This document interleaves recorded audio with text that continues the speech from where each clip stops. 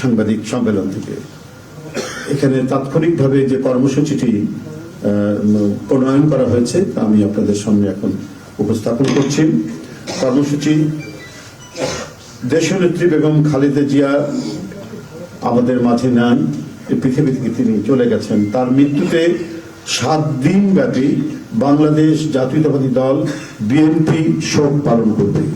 7 দিন ব্যাপী বাংলাদেশ জাতীয়তাবাদী দল শোক পালন করবে। কেন্দ্রীয় কার্যালয় সহ দেশের সকল কার্যালয়, সকল দলীয় কার্যালয়ে 7 দিন ব্যাপী কালো পতাকা উত্তোলন করা হবে। 7 দিন ব্যাপী কালো পতাকা উত্তোলন করা হবে।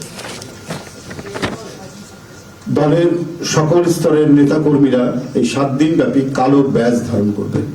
7 দিন ব্যাপী কালো ব্যাজ ধারণ করবেন।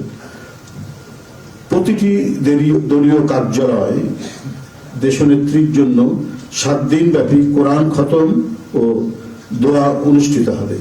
কোরআন খতম ও দোয়া মাহফিল অনুষ্ঠিত হবে।